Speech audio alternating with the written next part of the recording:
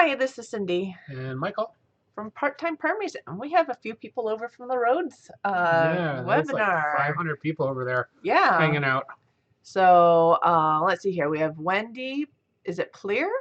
We have is it Ellie or Ellie. Ellie Mae, Tanya Odell, Tina's in the room. Hello, hello. Linda, Incense Shop, Curie from Built on the Rock. I can never just say Built on the Rock Homestead because she used to be listed as Curie. Yeah. My mom's in the room, but she's in the other room. Literally, she's in the other room. She's up visiting this week as I head back to work off maternity leave. So she's helping with that transition a little bit, which is a great help. And yeah, we are Happy New Year's. Oh, it's the new year. Weren't we here last week for New Year's? Last week was the last week of last year. That's right. That's the one. Yes. This is the first week. That's true. It was Wednesday, so you're right. First show of 2020. Yeah. So that's why we're going over 2019 recap last week. And this week we'll go over a little bit of, what we kind of want to do in 2020. So we got Denver. Oh, Colorado Bird Nerd. Texas. Got a few Texas people. Yep. Yeah, you could say which state you're from. That would be awesome because one thing we do during the year a lot, especially during spring through summer and fall, is focus on foraged items, foraged food. So if you tell us kind of what area, where you're at, it can kind of give us an idea of, do we have some overlapping foraged items? Thank you, Tina. I'm actually donating my hair again. It was 10 inches longer last weekend. It's gone now, but I do that every couple of years. In fact, I have a video of doing that last time. That was 2.5 years ago. You do? I do. I call it permaculture hair. Oh. More than one use for your hair. Anyway, and there's a bulldog running around. So if you hear a bunch of snorting, in the house right now. We have a brindle bulldog in the house who wants to play, who just brought us her toy. And we have a brindle Great Dane back here on her bed. You can see her head peeking out there. That's our dog. That's Puddin back there. And baby's in the next room with grandma. So yeah. So Vicky's also come over from the Roads. Awesome. Signed up for their membership. That's good to know. We do definitely enjoy their membership. And sorry, the bully is snorting and squeaking her toy. She's happy. She's fine. She's fine. Tell us if you can't hear us over a bulldog snorting. Let's see the bully. You see the bully. Can you come over here? The bully is about 50 pounds. Oh, come here, bully. Is she going to let you lift her? She's heavy. That's a bad angle to lift. Ooh. There's a bully. Oh my gosh. Dainty the bully. So you made She's super friendly. Yeah, made it onto our show. Yeah, and you're snorting away. All right. Okay. You want to go back? There you go. Back to your mom. So bully sighting. Our family has had a number of bulldogs. Yeah. Over the years, quite a few. Yeah. My mom loves bulldogs. Yes. And this bully seems to follow me around a little bit. She likes to hang out. Oh, nice. You get a membership for your birthday, Tina. That's awesome. Four horns. We've met a number of people. Hello. Yep. Through their membership. Through the Roads. Yeah, and in fact, through the premium chat rooms, is kind of things in common and yeah. So we've met a lot of people, and I think Tina actually came from them originally. I want to say Linda. I want to say maybe came over from them originally and stuff. So yeah, a lot of people in the room. I guess for New Year, for letting new people in the room know what we do, we should probably do a little introduction to our channel. And we've been around for almost 3 years. We don't do celebrating partnership. Yeah, that's pretty much true. That is true for a bully. I don't know, not as slobbery. She's a little bit. No, we've had others that were slobbery. We used to have a St. Bernard, so. Well, no, we had other bulldogs that were a little more slobbery than she is. She's not that slobbery. I think Blue slobbered more. Okay. We had a St. Bernard who slobbered a lot more. But anyway, so our channel is about everything ground to table, basically. So we do gardening, we have chickens, we do foraging, we're working on a food forest. We have a lot of projects, building projects in relation to all those things. You're a chef, so we do cooking, and on our live show, usually the second half of the show, we kind of do an Ask the Chef segment. So if you have any cooking questions, Mike can answer those. Or food questions or things that you've made. Yeah. Or you want to Or share. want to make. Or, yeah. Yep. Things you've made, you want to share, things you love, like we talked about what kind of holiday foods you like and stuff like that. So we have a whole segment of this live show that covers that. Recently, oh, good. So recently our edited videos have slowed down over this last year a little bit. We do have a lot of old videos you can check out, but our edited videos have slowed down a bit because, well, we now have a daughter. We have a newborn in the house. And I was pregnant for most of last year, and I'm the one who, edits the videos and does all that. So, yeah, you want to walk around behind us? Would you like to meet Bella? Those of you guys, Bella is Part-Time Permie number 3. So this is Bella, this is Grandma. She's usually in my lap, but since we have extra arms here today, she has fallen asleep in Grandma's arms. So, okay. Anyway, sorry, I got distracted by the chat. So that is Bella, our new daughter. She was born this fall, so we've been very Central busy Indiana, with her. just south of us. Yeah. We're in southern Michigan. We're southwest. Told people that. No, we are in southwest Michigan. And in fact, the reason why we know the roads was not originally because the memberships. No.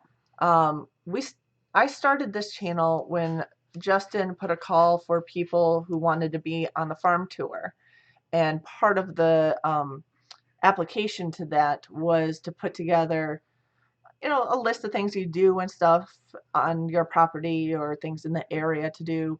And he had an option to put a video. So we did a video and put that up there, and didn't think anything of it. He never contacted us all spring. That was in the winter. All spring, didn't hear from him. In the end of June, we got a phone call from Justin saying he's coming to Michigan. Can he stop at our place? So we are actually the only stop on the Michigan, for the state of Michigan, on the farm tour. So if you did ever watch that whole thing, or if you watched it as it happened, we had a couple videos of his on there. Yeah. I think the most notable one was, what was it? Lucky. Lucky. Little chicken, big goose raises big goose, or something like that. That was our silky chicken raising our guard goose, Lucky. One of our 2 guard goose. So we have a whole series of videos on Lucky if you are very interested in that. Recently, though, we've been doing updates on the live show every week as things have kind of gotten busy with a newborn in the house. So we'll go through that. We'll go through some of our goals for this year. And if you have questions at all, there's more people in the room than we normally have, so put it in caps. That'll make it easier to see. Or you can do a @ symbol and before our channel name, Part-Time Permies, and it'll flag it for us so we can make sure we see it. But ask again if we don't. Tanya says, beautiful big girl. My oldest Isabella is Isabella. Yeah, Bella is Isabella also. So we have daughters with the same name. And Susan's taken off to go cook dinner. Well, we'll be talking about food pretty soon here. And Hooves and Harvest Homestead is a Southwest Michigander. Also, cool. So a neighbor. We don't have any hooves. No, we don't have any hooves on property. If you're a Michigander, or Michiganian, depending on who you talk to, you should check out, I always put this out there, the Pratt Family Homestead has a get-together every summer. I believe it's on July 18th this year, but double check on their site.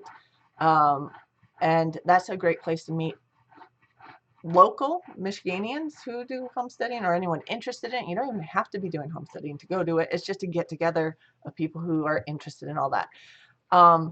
and it has a lot of people now starting to come from other states too. So that's a lot of fun. And it's just a day of hanging out, potluck style, camping if you want to camp, but otherwise hanging out for the day. Um, okay. I guess we should go through what I had planned. Oh, thanks, Tina. Um, we could do a super chat. That will get our attention too. You're right. Although you don't have to if you don't want to. That's fine. But thank you so much. Yeah. So we have a few pictures updates since we have a newborn in the house. I do newborn updates a little bit. That's Puddin hanging out with Bella. So they're getting along very well. For those of you guys who've been with us for a while, you know Puddin's super shy and is a little afraid of kids, but she does not mind Bella. Uper to Colorado. All right. Well, you still get the Oh, there you snow. go. And for non-Michiganians who don't know what a Yooper is someone who lives in the Upper Peninsula of Michigan. So Yeah, we're usually live at 9 o'clock on Sundays, yeah, unless something came up, which is rare. didn't think we were live. Yeah, we do try Did to you go not live. put out a? You know, I didn't put it on Facebook. I forgot to because we're on the roads thing, and that went overtime. So I was going to do that in between. So you're right. I didn't put a reminder out. I apologize for that. I do have an Instagram and Facebook under Part-Time Permies as well. So I try to put reminders there, but I'm not always good at that. Depends on how much time I have. And I was also, you know, feeding a baby at the same time as watching the roads, at the same time as moderating the roads. More Yoopers. Yeah. Oh, cool. Oh, yep. And you're from Roads Channel here too, Maryland. Okay. We also have, I just thought this was cute. Bella has not taken to a binky until this week, so that is enjoying a binky. So my other Bella update. But we'll get on to what projects I've been working on.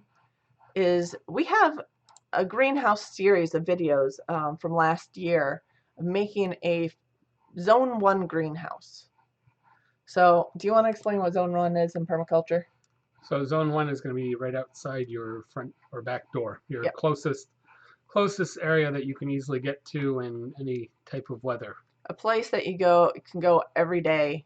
Right Doesn't out have your to be in a door. greenhouse, but a greenhouse No. could be a zone 1. And greenhouse usually isn't a Zone 1, but our greenhouse is a Zone 1 because we turned our front entryway into a greenhouse. So that's what this is here. That was built last year, and we have videos on how we did that.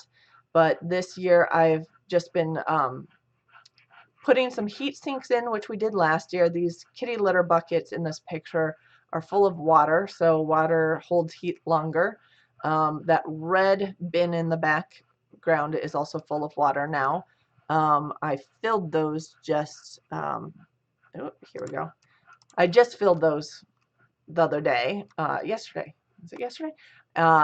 We also have on the other side of that red bin a compost system in the greenhouse that I just set up and just starting to fill up because again, compost creates heat too. So it's another source of heat without actually heating the greenhouse. And I put a bunch of. And if the Amazon guy comes in smoking, he'll blow up.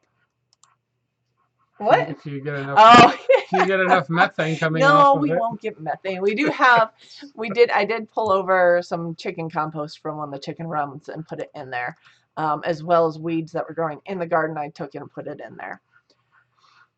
Did I take my garlic? I eat garlic all the time. So did I take my garlic? No, not as a medicine. But I cook with quite a bit of garlic. Yeah. Not every day, but frequently and in decent amounts when it's in the food. When it is needed. It's good. Super pixeled? Huh. Maybe the picture? Oh, maybe I zoomed in. Oh, that's odd. It was a cell phone picture. It does look kind of pixeled. I'm sorry about that. Did you have it on your? You were doing some close-up stuff. Did you? No, it wasn't on Mac. It wasn't on the wrong setting. I'll look at my cell phone and see. It does look pixeled. Sorry about that. It also is wet and a bunch of leaves out there. I'm also looking at this on a small screen here, so. But it doesn't look like. Is it just this picture is pixeled? I'll have to look at that. So I'll look at the original. Anyway, sorry about that. But yeah, we trucked in the compost from the chicken run, which we do in our chicken coop system. We do deep bedding in our winter coops. When the chickens move out into the summer coops, which is kind of like a road style but modified, so we move them around the yard.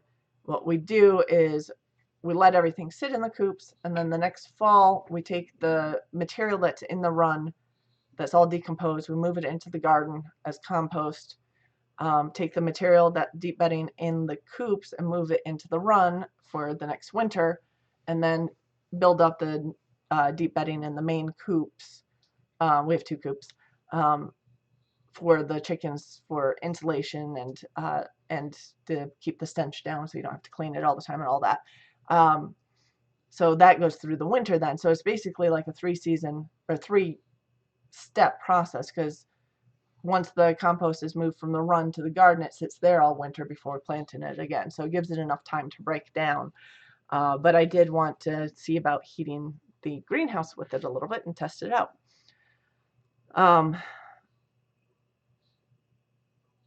Sometimes it goes pixelated if the internet is also bouncing around. I don't see that happening right now, but that might happen a little bit. If the internet speeds are bouncing, it doesn't come off as the best quality picture. What I often do is I'll put a lot of these pictures on Instagram too, so if you want to see a better one, that's always a possibility. The one prior to that was bad. Which one did I show? This one? That picture is fine on our end. Yeah, it looks good on our end. I don't know. Move on. Anyway, that's the. Oh, one other project in the greenhouse. I am planting greens. Someone asked on the Rhodes Premium live show, which was open to everybody. Someone asked about growing greens in the winter time. Technically, if you're doing it outside under hoops, you have to have them grown before it gets cold. You got to look at your germination temperatures. Yes. To get them started. Well, yeah, you start them early enough to get them full grown before it gets cold enough, but then you hold them all winter to harvest. Yes, so you have to look at your germination. If you want to start, some things will start pretty cold. Some things will hardly start at all until they get warm. But in our greenhouse, we have already growing in the orange pot here, we have spinach, and I just put some arugula in 2 of these other pots and another set of spinach in the last pot. So we will have greens growing in our greenhouse. They grow slower, but we do get above freezing there, so they are growing, and they will. Those are cold hardy, so they will germinate cold, fairly cold. So yeah, I'm guessing it was something with the internet slowing down. If it was for several pictures. So thanks for letting me know though. Anyway, so that's been my big project recently. We've had food, a lot of good food this weekend. So next one is something your mom made. Yeah, well, we talked about last week. We talked about mincemeat pie, and what is mincemeat? That was 2 weeks ago. And there's actually 2 types of mincemeat, which we failed to actually make that clear for those that are unfamiliar. So mincemeat is spices, usually heavy brown spices like cinnamon and allspice and clove, which are somewhat preservative.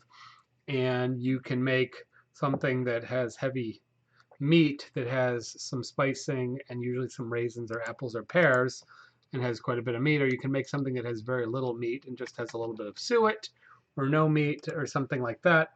That can be made into a sweet pie. So this is the form that is not extremely meaty. And so it's a mincemeat pie, which is common, I guess, more like English and British Isles and that part of the world.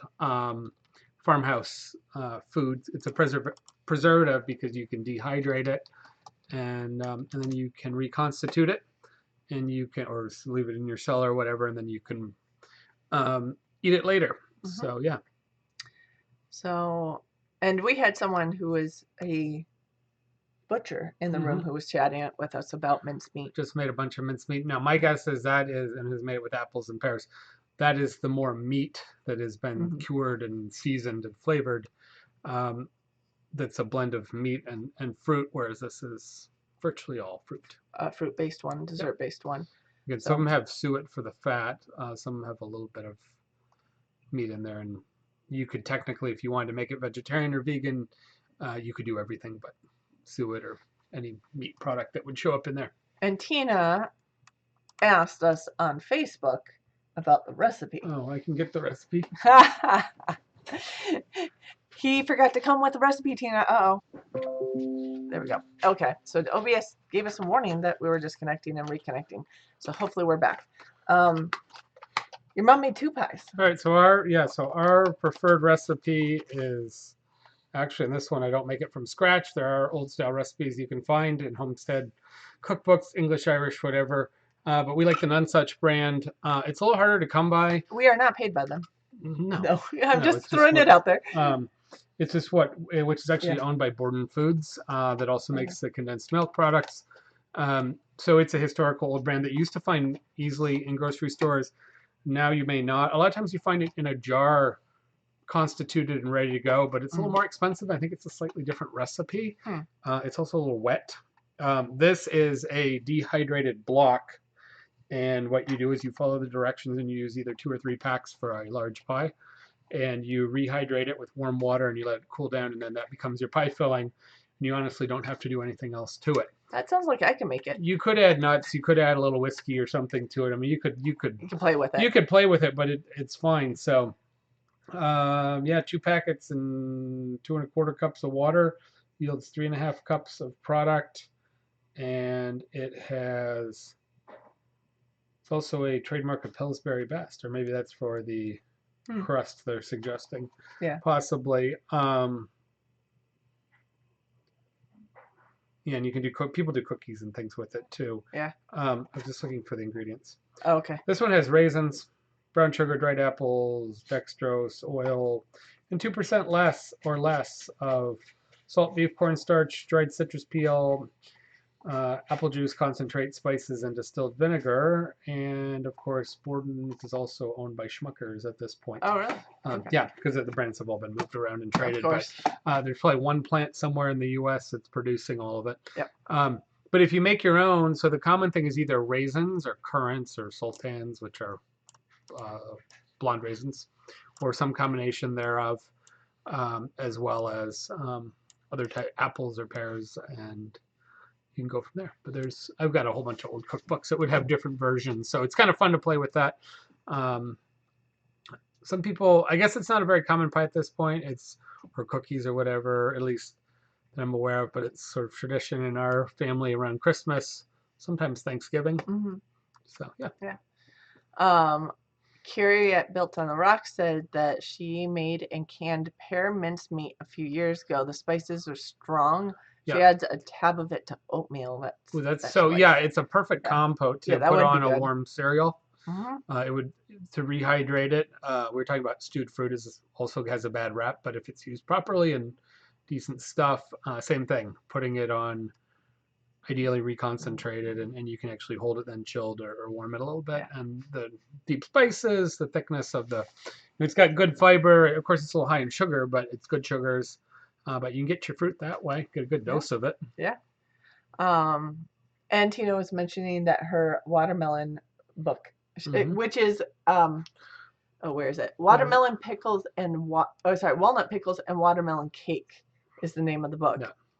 That she's referring I'm sure there's some mincemeat, either recipes or things using mincemeat in there. That's the right type of thing. Yeah, sure. So. That's a really old, or a lot of old recipes in that cookbook, old Michigan recipes. Another thing, you want to go through that?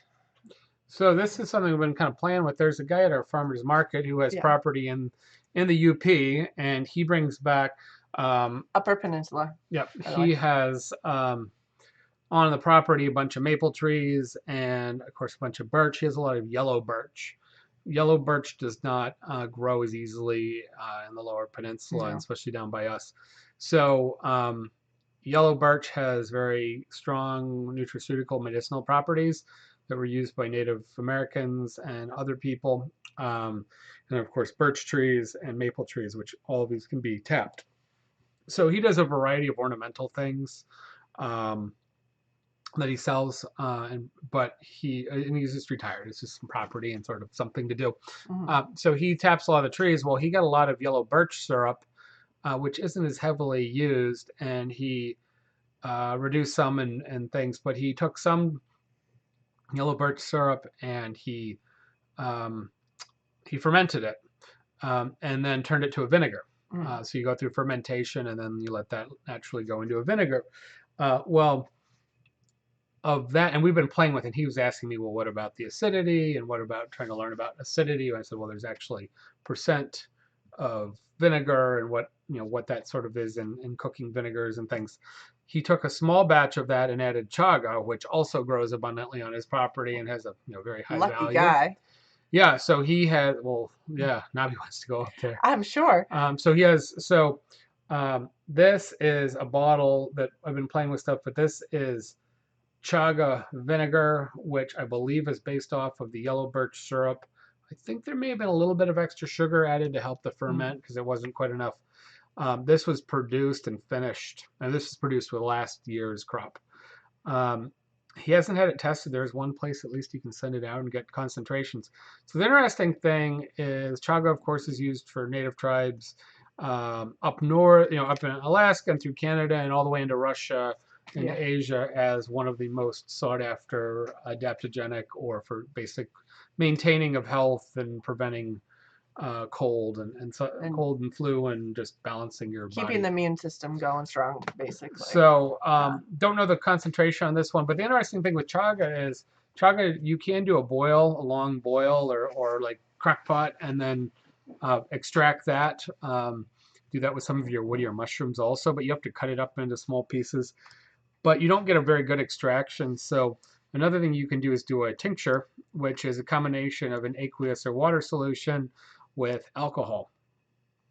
And you need to do an extraction and cook it down, but then you soak it in the alcohol and water from it. So alcohol pulls out some of the chemicals, water pulls out some of it, and sometimes you need the two together.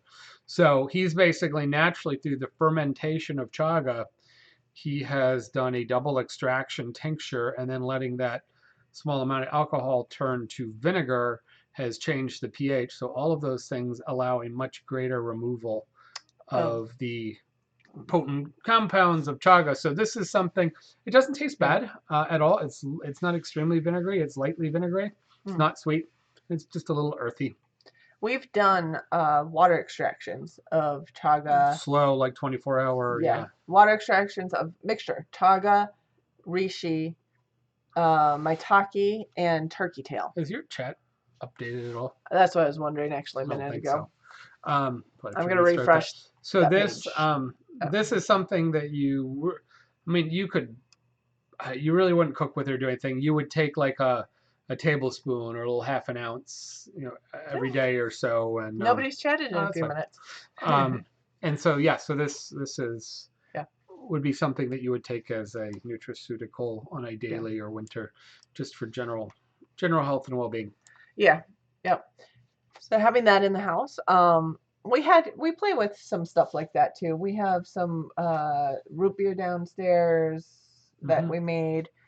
We've had I'm trying to think of what nocino. We made some nocino as well, which is green walnut. Green walnut. You make it in the end of June, early July on the half-grown walnuts. Yeah, end of June, ideally. Yeah.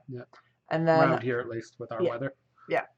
And then so we've been playing with a few of those things. We have some of those still sitting downstairs. We'll probably have to do a taste test on one of our live shows. Yeah, I hadn't looked at the nocino in quite a while. That's now it's a year and a half old. I tried just a little bit this week. I remember it was down there. It's mellowed out. It's actually quite nice. So that has quite a bit of sugar added to it after you go through the initial and we have videos on that process. So it is more of a liqueur where it's moderate alcohol, has a higher sugar, and same thing. It's that I don't know if it has any medicinal properties per se, but it's pleasant. I'm sure pleasant tasting, and you'd have like a little sip with dessert, or you'd build it into a dessert. I'm sure there's probably something with walnuts, but it's black walnuts, the Michigan black walnuts. Yes. Now traditionally, I suppose it would be made with European walnuts because it's primarily a thing made in Italy and Northern Italy and Hungary and Czech Republic, and moving into the eastern countries. Yeah. It goes under 2 or 3 names, but Yep. Nocino is the Italian name, and the other ones are harder to pronounce. I don't remember what they are right now, but Yeah, I forgot. but I you can think look it up. In fact, you I can think you buy said it. it in the video. We You did, do. and Yeah. you can buy it at specialty liquor stores. May Yeah. have a dusty bottle very low down on a shelf or very high up somewhere, that nobody ever buys, Hiding but they away. might have bought a few because they got suckered into it. But it will Yeah. probably come under one of the other names. It may not be the Italian stuff. So Yep.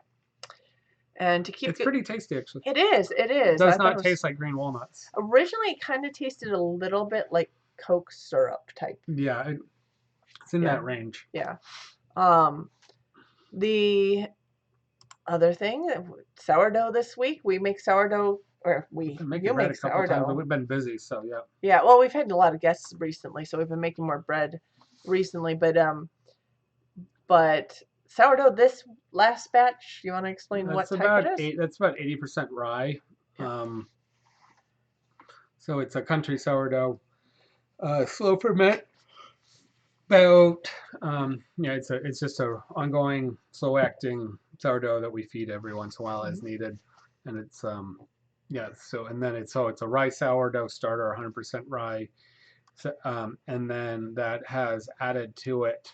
In this case, it was 3 loaves, so I added 2 parts rye flour, 1 part unbleached bread flour, and then with the starter, so it's probably about 80% organic rye, and that's it. It's a lean dough, so no eggs, fat, dairy added to it, just salt. Yep. So let's see if I can do this without messing our sound up. There we go. And they are just baked in a normal, standard cheap oven. Yep, you do have a stone. Yeah, a basic baking stone or pizza Yeah. stone makes a big difference on lean breads. Yeah. Aside from that, you don't need anything special. People are always like, well, what do you do for that? And if you have any questions on Yeah. sourdough and how to get one started or using one or anything like that, you can throw those questions out there. We actually got this starter from a friend of ours who we met at the Hootenanny and we keep up with. So Stefan, this is Stefan's starter, right? Yeah, it's one of the best. One of the best I've worked with. It's easy to keep going. The flavors are excellent. It's slightly sour, but it's not extremely sour. It's sour because it's fermenting and changing the grain, and it's providing the yeast. But it's not as sour as like a white bread where you're adding a whole lot of sourdough starter and doing like a San Francisco style. So it's definitely there's a lot of different types. Yeah, with the different bacteria in them. Some of them are more sour than others. Yeah. And then I've done ones with using the yeast off of unfiltered beer and using that yeast for sourdough sometimes too. Yeah. To start. Just an easy way to start, but you can actually do an open catching your You can yeast. You can start your own. Because it's in the air. Yeast is in the air, so you can. Yeah, and everybody's environment, everybody's city has. Why are you backing up, Helix? Is there a bully around the front? The cat is Helix. Who's a little afraid of the bulldog. The bulldog doesn't have any idea about the cat, but yeah, that's a whole nother matter. Yeah, so you could always start your own sourdough. There's lots of people have directions for that, but usually you leave it out for 3 or 4 days to a week and get it going. And without much work, it usually comes to a level of balance between the bacteria and natural yeast. But everybody will have their own based on their environment and their location. And actually, if you buy sourdoughs, it'll eventually change, right? Yeah, they will start converting over time more towards your environment and what's in your environment as different yeast propagate. So if you get some sourdough from a friend or from somewhere from some other location, it may not stay true. It probably will change to more what's true to your location. And the grain that you ferment with can change it. The flour will change the flavor and the metabolism, how much gas it puts out, how fast it ferments, and the flavor profile. So, gosh, are you guys quiet or is our chat not working? If someone can just put a comment in there, that would be great. That way we know we're still there and live, but I think we are. So that's our sourdough. Another fun thing this week, you had, for those of you who don't know, Mike makes pasta as his business. And this, I'm not showing the pasta, but I'm showing what we put with the Yeah, so pasta. that's like a Sunday gravy. So that had actually had this prepared. It was frozen. Thanks, Okay, Gary. we're Thanks, there. Gary. That's fine. Change your topic if you're bored. Yep. so, You can ask questions. Ask us so anything. um, Yep. yeah, so that has some pork bones in it, and it had some pork ribs in it. It actually had some buffalo ribs. I had intended to do short ribs, but came across some buffalo or beefalo ribs, and then it's got some homemade Italian sausage. Originally it had some meatballs, but not in this batch, and Hmm. it's it's a cooked down with a little bit of red wine, and then it's got carrots and celery and onions and tomato, of course, and it's cooked down into a all day Just red gravy. So it's basically a tomato braised meats, so it's pretty much which I don't really buy. I mean, I don't usually make this type of sauce. no. Usually do other It's things, but really traditional in New York Italian. yeah, and on the East Coast Yeah. Italian, on Sundays, whole family comes over, whatever, Yeah. and have pot That's going all day. Sunday So meal usually a lot of times. potentially, or a Yeah. holiday. Yeah. Yeah. So Um, yeah, and that's funny because around here people do not think about eating pasta on their holidays, but no in New York, a lot of people have pasta on their holidays. bacon wrapped shrimp and roasted broccoli sounds good. Ooh, yum. Bacon around anything sounds good. Uh, You could bacon wrap the broccoli too. that would be good. And white picket fence. I haven't gone back yet. Tomorrow morning is my first day back at work. So I'm going for a full week on my first week back. Um, so that is actually why Mike's mom is here visiting, or your parents are here visiting. Your dad's helping you with some projects Mhm. and maintenance stuff on the commercial kitchen. And Mike's mom is helping out with Bella this week when I go back to work. So I'll be able to answer that question next week.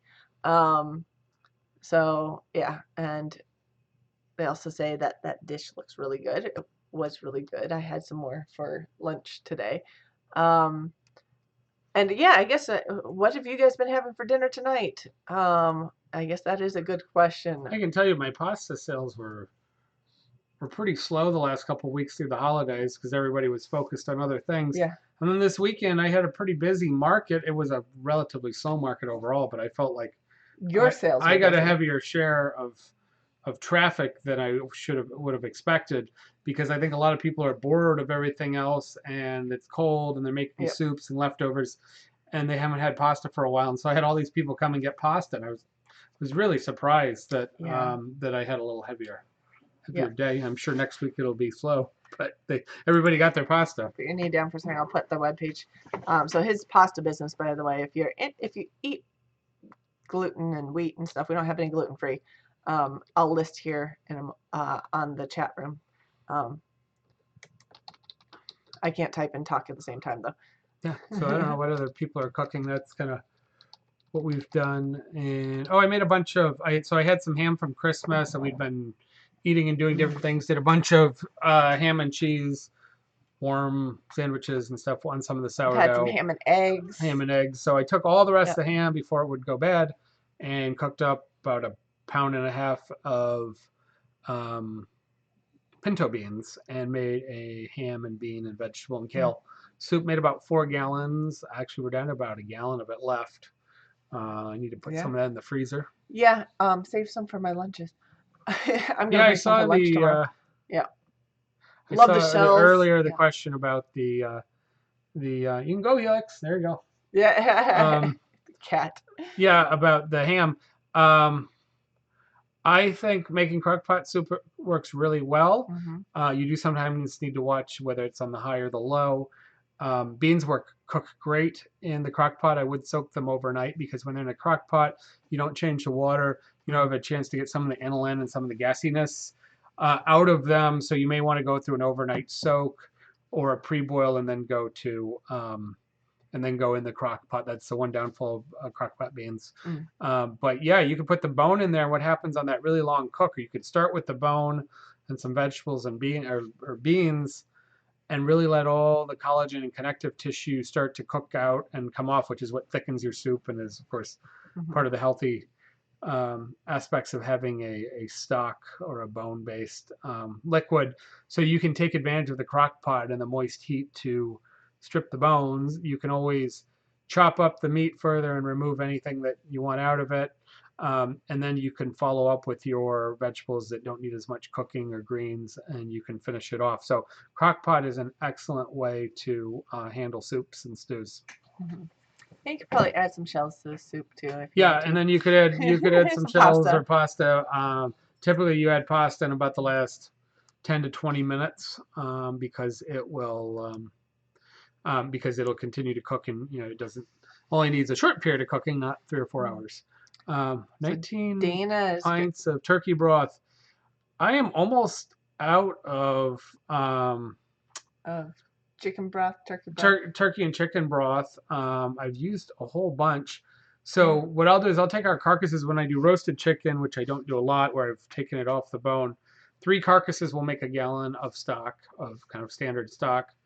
And then the turkey For chickens. for chicken. Yeah. Turkey, I cook the turkey carcass and a couple odds and end chicken carcass, and I think I've used all of that. I'll have to dig deep in the freezer. There might be 1 or 2 more quarts, but might have to make some more chicken to have. Yeah, well, I think it's so. carcasses Sometimes for- I will put a chicken in the crock pot, especially our older ones Mhm. that aren't as tender, and I'll leave it on, and it'll just fall off the bones, and then I'll shred it, and we'll go from there and make whatever we're going to make with it.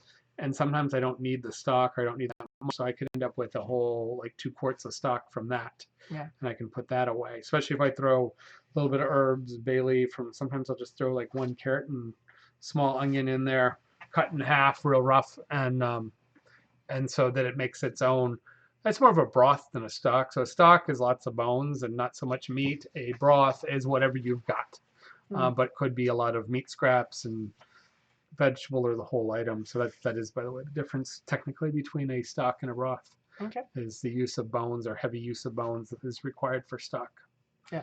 Therefore, making bone broth actually is stock in classical terms. Yeah.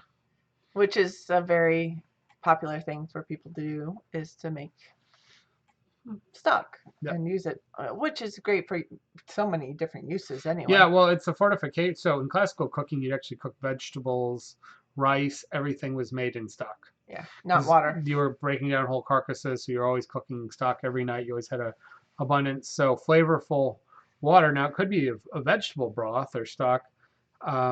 Could, and by the way, vegetable stock does not have bones in it because vegetables don't have bones. That's the exception.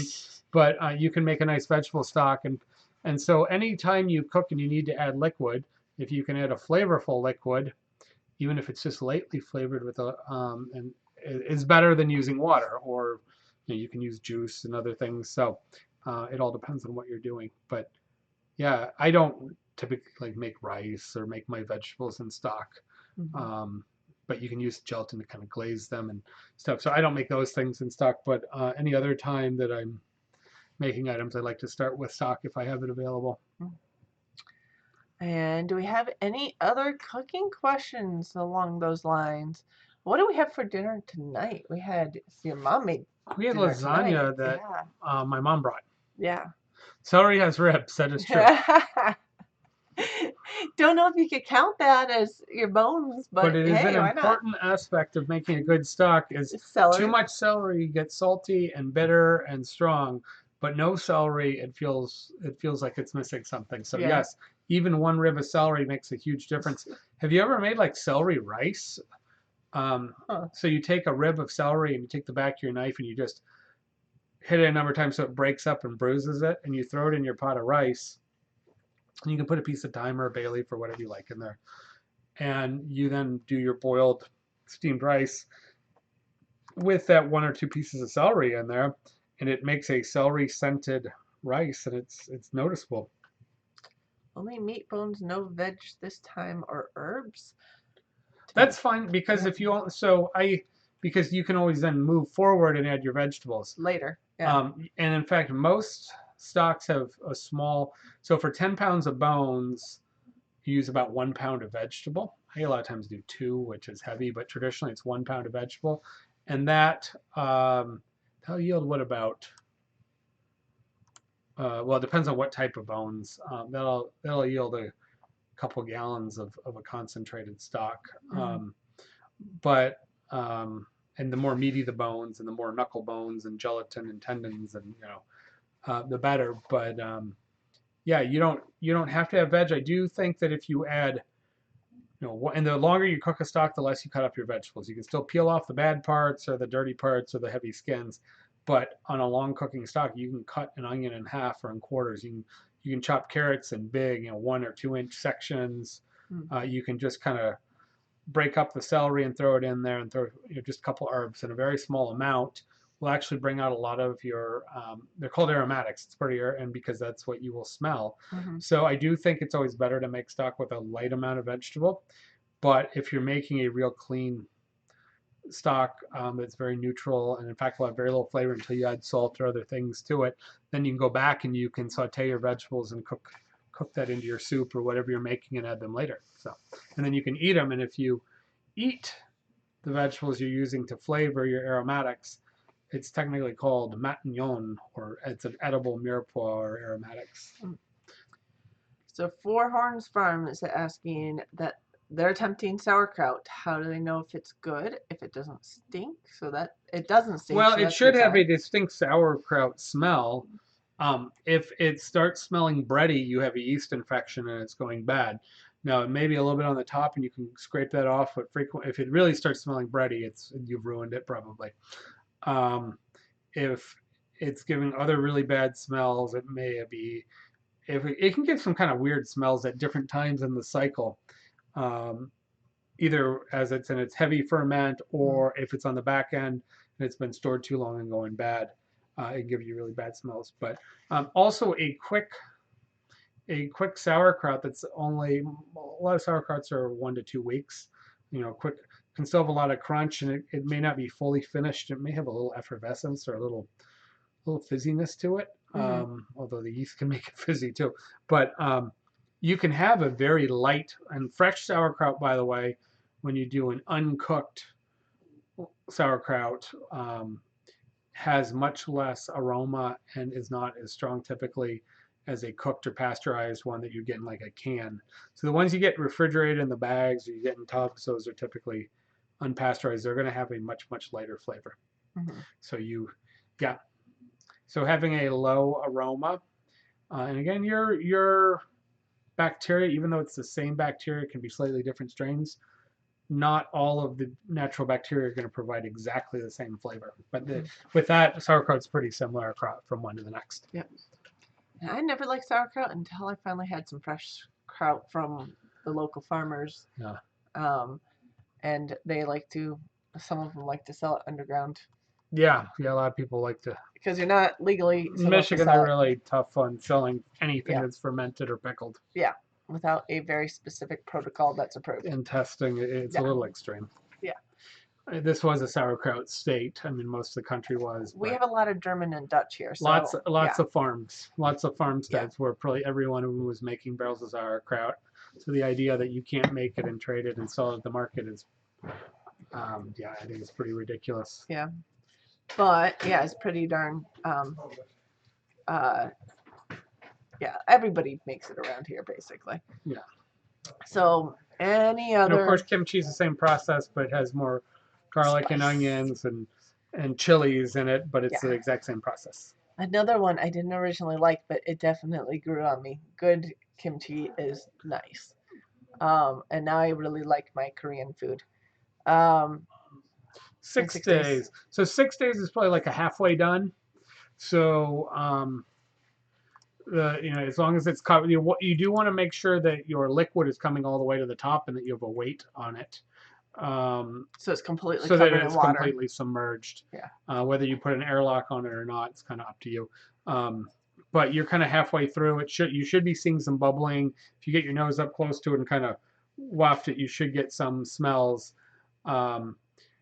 Two other things to watch out for is you could have a stuck ferment, which happens in beer and sauerkraut. So less in a plastic container, more in a metal or earthenware container.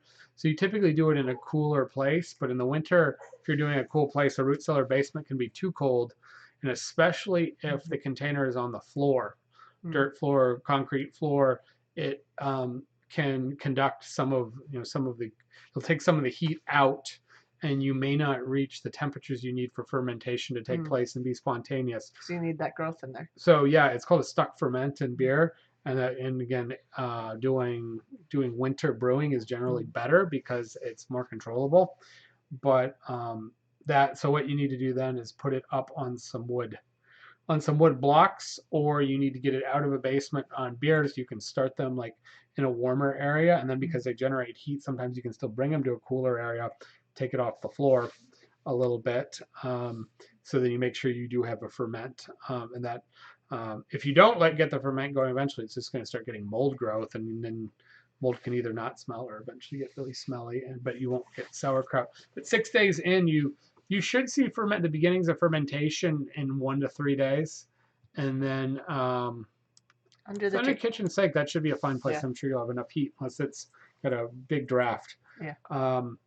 And then and then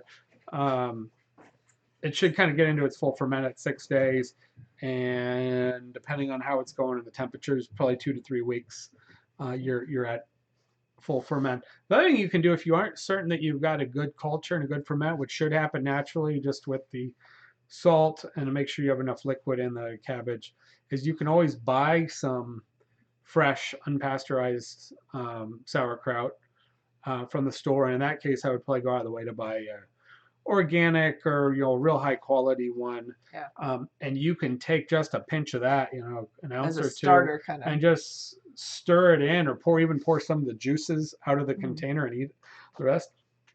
The juices have the culture, just like anything else. You pour it in there and give it a start. Now you've got a guaranteed starter culture. You basically inoculate. Yeah, you're inoculating with stuff a known inoculant that's going to be good. Yep. But typically sauerkraut doesn't require that to get going. So so sauerkraut's awesome. What else? We do some other pickled vegetables. You can do any cruciferous vegetables. So cabbage is your classic, but any of your cabbage family, and even radishes. The one thing about radishes, they stink. When you pickle them, they smell terrible. Now they may taste similar, but many times they don't. But oh my gosh, if you pickle daikons, like the Asian style pickled daikons that you get with sushi sometimes, it smells terrible. And even when they're done, keep them capped. You can stink up your whole and put them in a Ziploc bag after you cap it. Radishes give off a lot. In fact, I just read an article yesterday. To tell you about it, but there was a place that had a lot of high water, and they had planted a whole bunch of daikons, or basically rooting radishes, field radishes, and they real high proximity. And so they went through a quick freeze this fall, and then it got warm like it did here. And in the process of it thawing and breaking down the radishes, they were getting an absolute stench coming out of this farm field, which is exactly what you want to do to recover farm field, I guess, and to get the water to come off and break up the soil and things. The radish is the right thing to use. But it was giving off smells that smelled like methane, and it was so much that people in the town were calling the fire department because they thought there was a natural gas leak. And they said it will probably subside soon because they're fermenting, and it's gonna freeze again, and then they'll plow it all under. It should be fine, but yeah, they're having quite a stench wherever this was.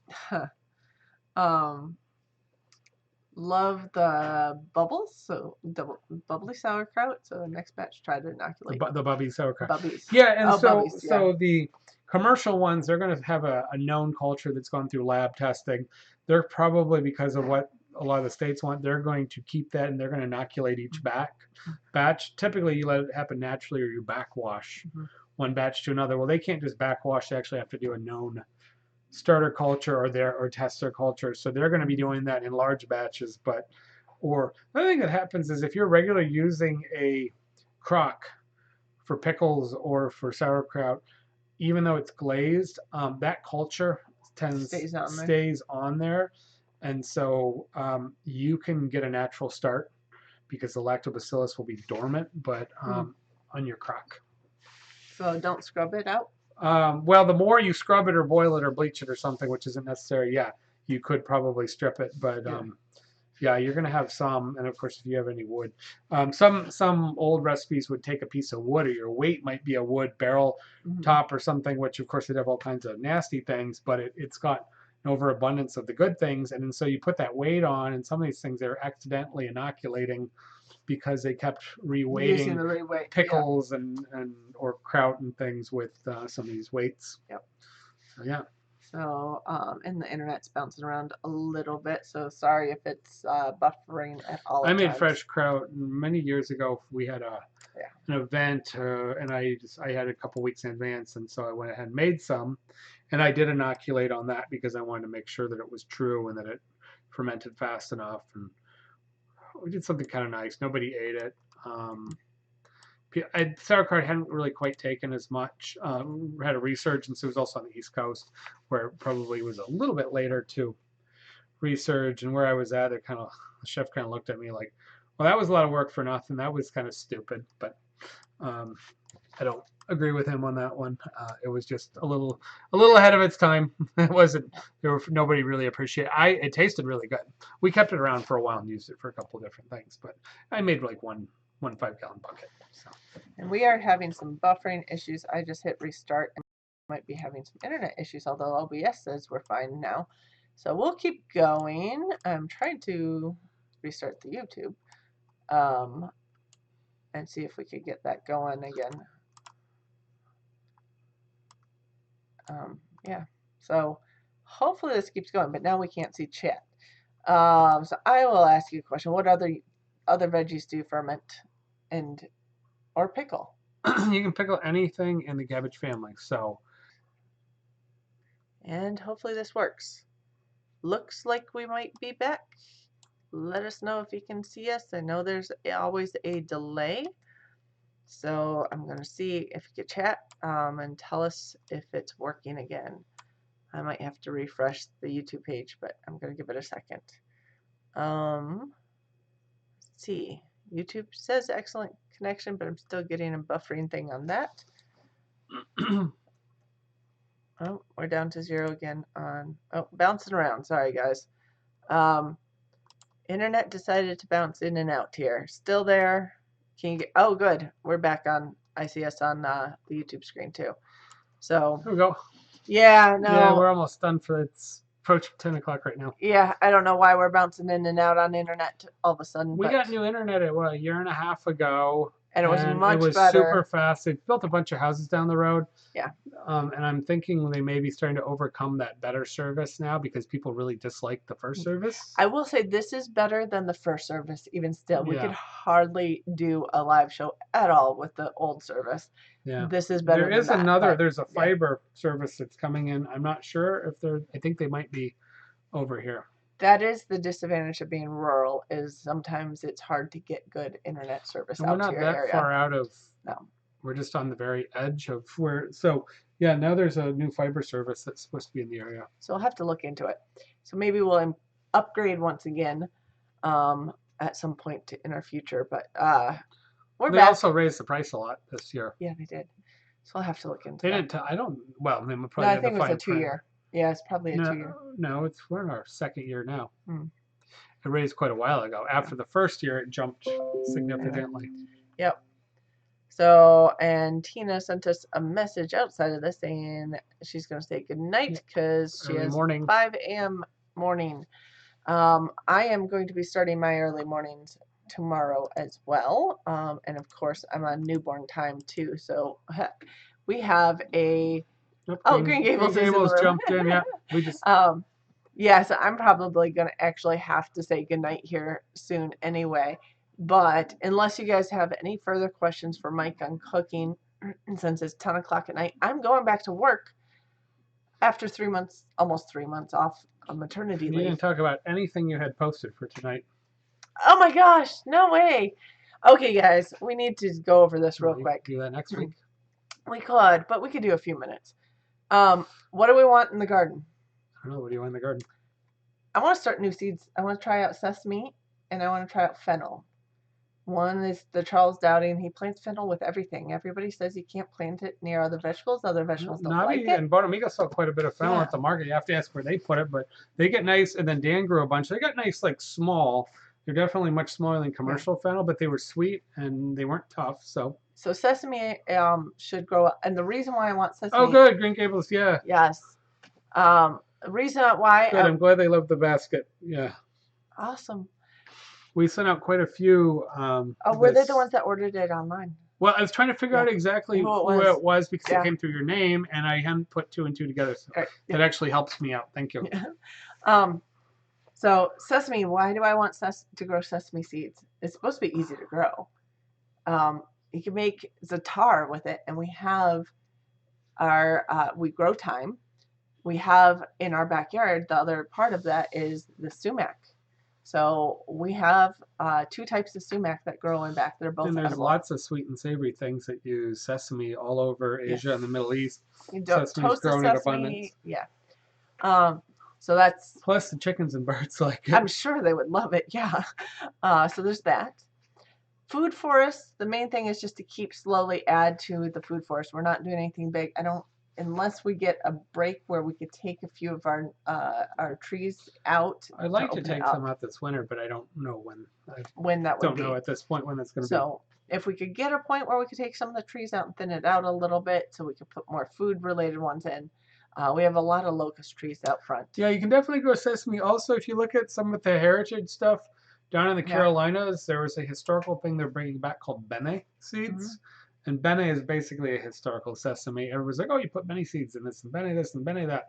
And I was talking with a friend. He's like, they're just sesame seeds, effectively. I mean, slightly different. So that you'll find in some of the Creole and some of the native and African cooking through the Low Country in the Carolinas and the use of bene seeds. So, but sesame would be a best substitute. Yep. Sesame grows mainly in desert areas, warmer areas, but it is cold hardy, so it could grow up into the northern areas. We're also very sand-based, very well-drained soil here, so I think we would like our area here. It definitely won't have as long of a growing season, but I think it should be fine to start because I was actually watching some videos of people in the Northeast growing it. So it might not get quite as tall as it would in the south. I know people who grow it for people grow it for their cattle. Yeah. And for their livestock as a treat and as a blend in for forage. Yeah. I know a lot of people that the mortgage lifter tomato breed. I know that's common and generally does really well. High bearing, large tomatoes. So the interesting thing with tomatoes and all the hybrids, and there really isn't wrong having a hybrid. People are like, oh, you gotta have all these heirlooms, but so you can have determinate and non-determinate on basically do they keep growing and growing and bearing and bearing. Do they bush out or do they grow up? Is another thing. And do they stop? Are they bushy? Do they grow tall? Do they kind of put everything out and then they all ripen at once, or do they ripen gradually? And once they're done, are they done, or are they going to keep going if the conditions are right? Obviously, in greenhouses, they like them to grow up and straight so they can put them on leads either from the ceiling or to the floor, and then let them down or pull them upward depending on what their system works. And then they like to have non-determinate that are going to bear for potentially years before they pull them, versus the plant has done what it's going to do when it's all set. In your home garden on a seasonal growing, it's all of those things are less important, although low and bushy, which is a traditional, that is a native tomato, is super bushy and would be like a gooseberry on the ground. But if you like it more bush, if you're having problems with a lot of disease and blight and things, it could be nutrients or it could be bacteria, but some of that's due to having very much moisture and needing the winds to come through and get underneath it, sort of like grapes. Do you want it to reach for the sun, or do you want the air to blow? You want wind to come through and get the dew out and clear your ground so that you don't have mold and things growing in it. And then the rest of it's all about the size and shape and flavor that you want. So. And my gardener has some good videos on growing tomatoes, and I'm guessing Roots and Refuge probably does too. Well, that's her big thing. That's her favorite thing to grow. I think that's her number one video is tomatoes. Jesse's, So those are two good And they're channels to look usually on into that. before us, the hour before us. On live, yeah, absolutely. So you can always ask Jesse at Roots and They Refuge. usually have like 2, 3, 4 hour people on. Yeah, they have a big They channel. really do, and they're all about gardens. They really don't do meat. No, they do. Do they do all meat? They have I guess goats, that's true. I've seen but she goats. really loves her garden, Yeah, it's so mostly about gardens. I forgot she she has does a things lot. on Yeah, goats and and cooking and other things, but they generally do vlogging. So they're yeah, sort of like the balance point to the roads, where the roads are meat centric. They are much more she has a lot more vegetable garden focused on related. their Yeah. But yeah. So there's that. Food Force is getting a few more perennials in and just slowly building that up.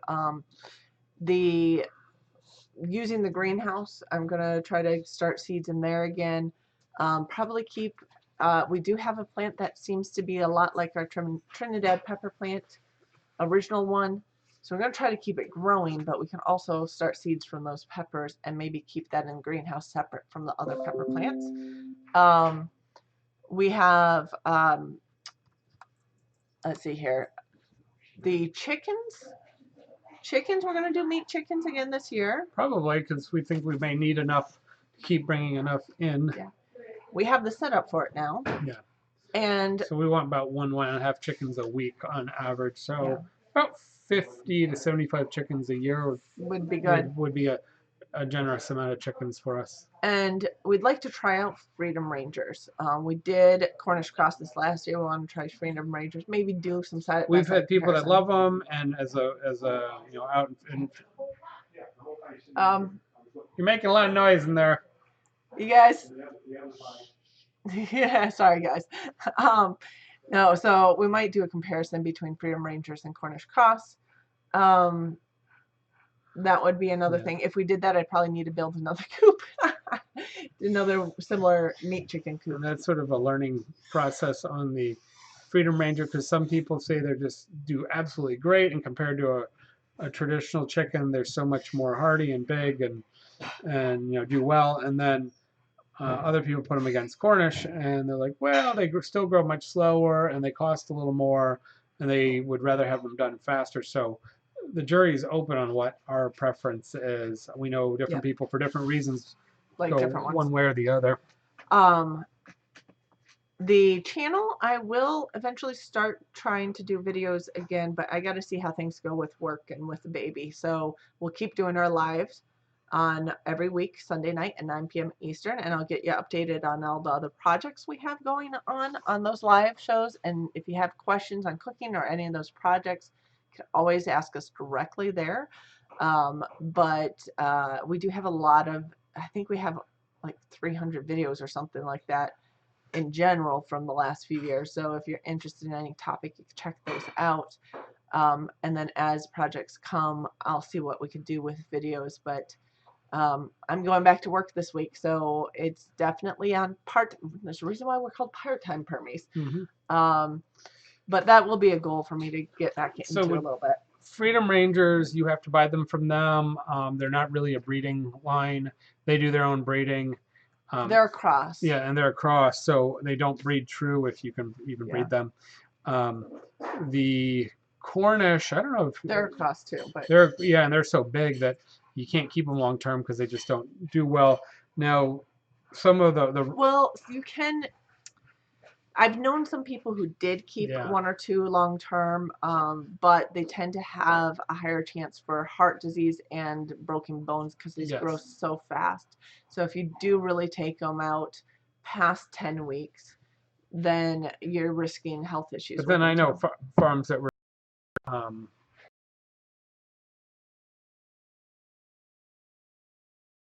and White Rock, which are all variants on the same, and commercial, and they were getting quick growth, really nice birds that we were buying them from a small, grass and traditional farm, and they were running a few thousand, and they were very tasty, and I think for a commercial operation that was working perfect for their needs. I don't think they were, I don't know if they're incubating them. I think they may have been incubating them, but they were bringing them in. They weren't.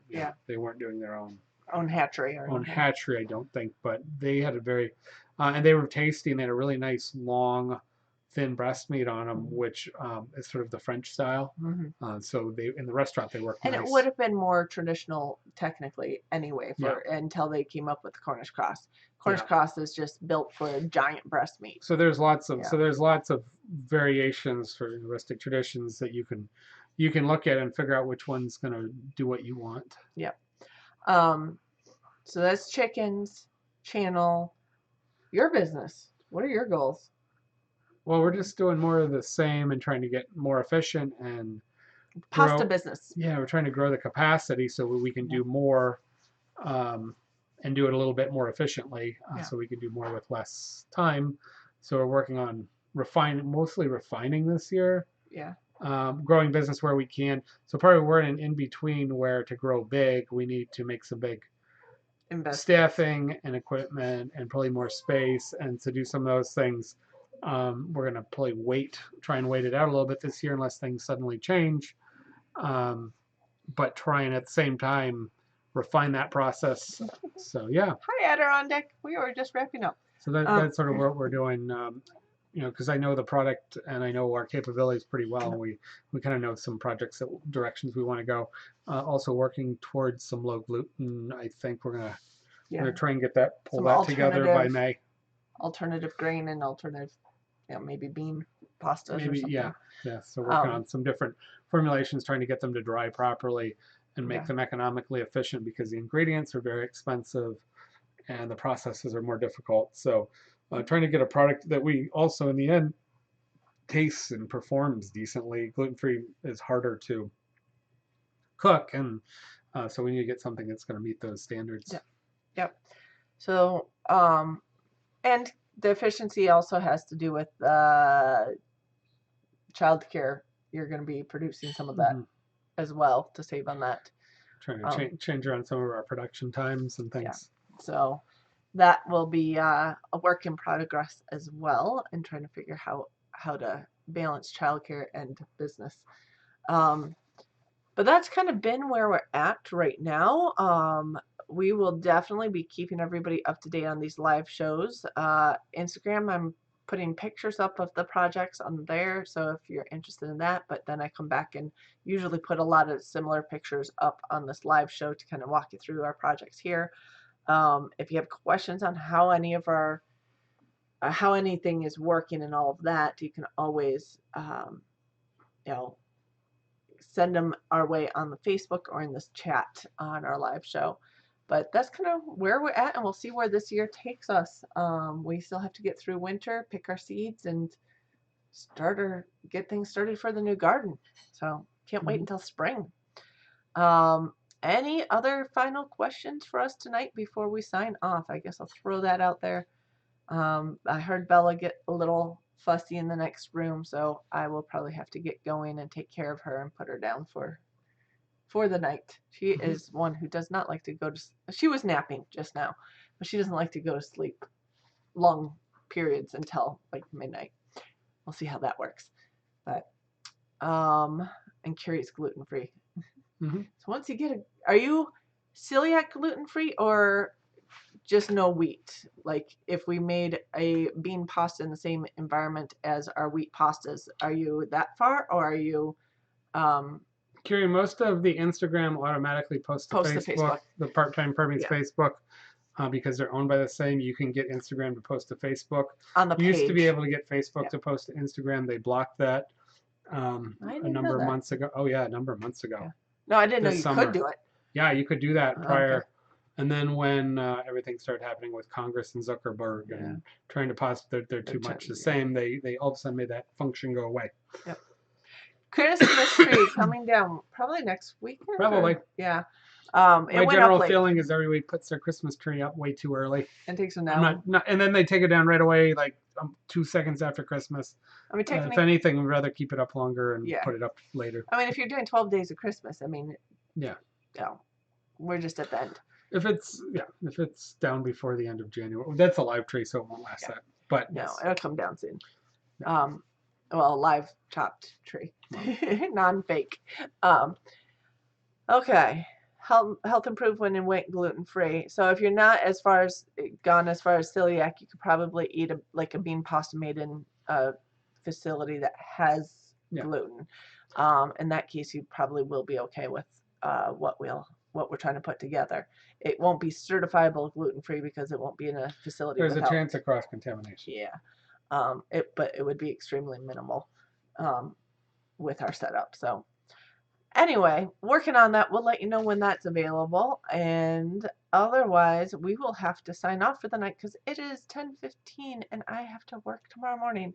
So, and I have probably to go take care of a baby, change her, and get her to bed. But we will see you. We are on every Sunday night at 9 p.m. Eastern Standard Time. So we will see you guys next week. Have a good night. Good night.